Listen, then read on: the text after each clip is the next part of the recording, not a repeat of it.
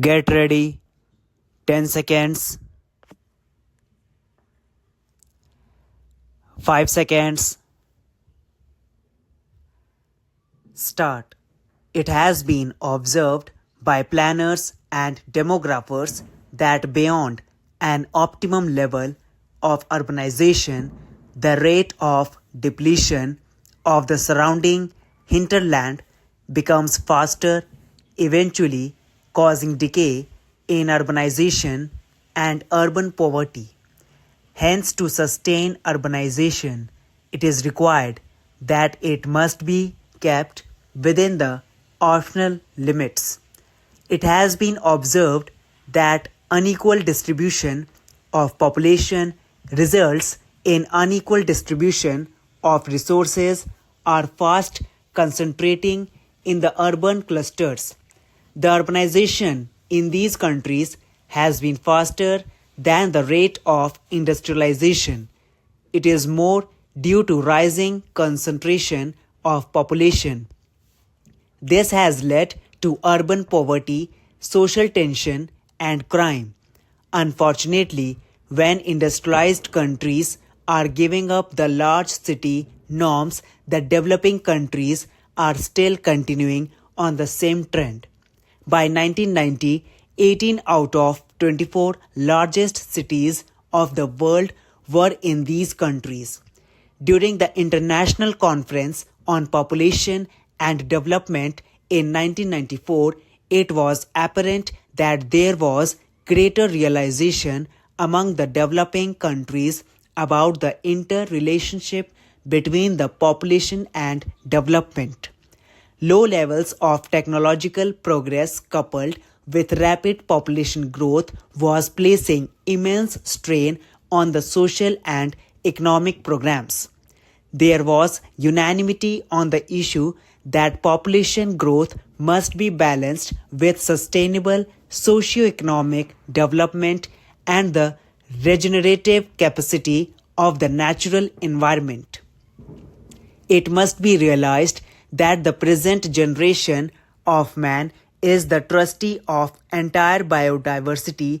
We are also the custodians of the interests of future generations. Our teeming members can grow only at the cost of delicate balance in nature. A further increase in the numbers will encroach greatly upon the chances of our future generations. It is observed that persistent, widespread poverty and serious social inequalities do influence population growth and its distribution.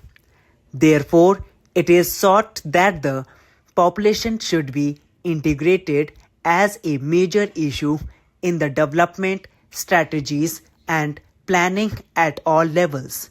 All our calculations and policy initiatives will go haywire if we fail to integrate population issue in the broader development strategy. There is now a distinctive rise in social awareness on population issues.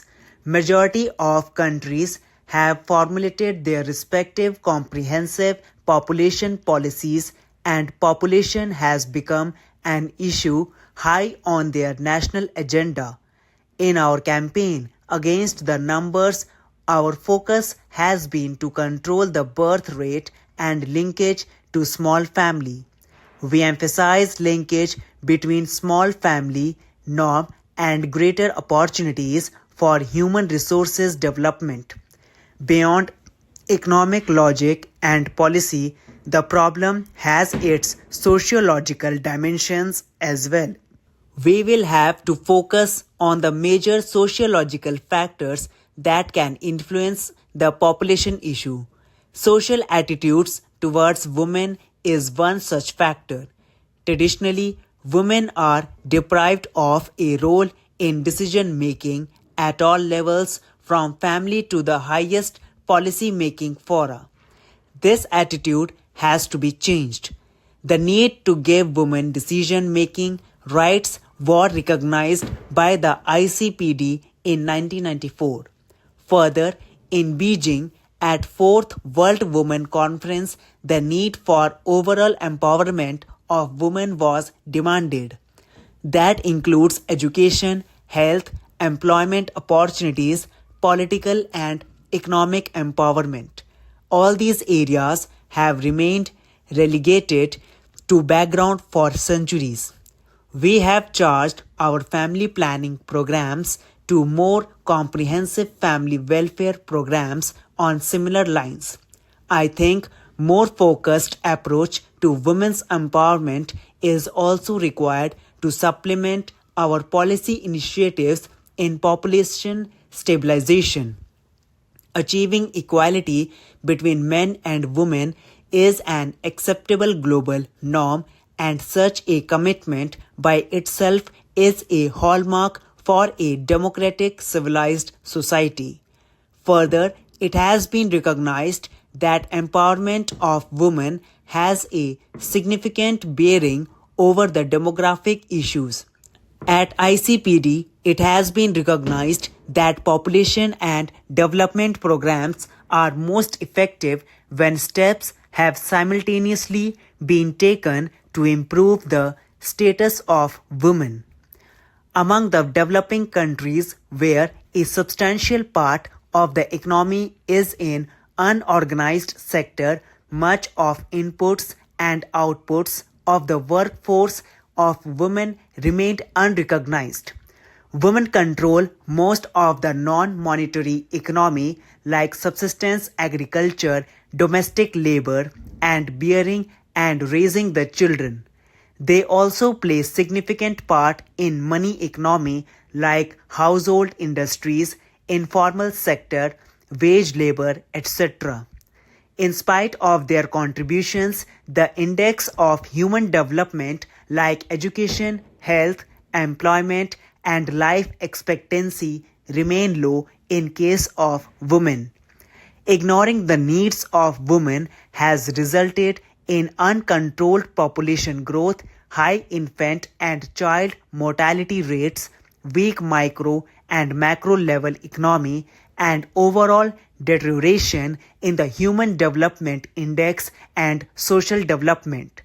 Though they remain the basic cohesive force in the family and are the custodian of values in a traditional social milieu, women have few choice in life outside the marriage and bearing and rearing of children.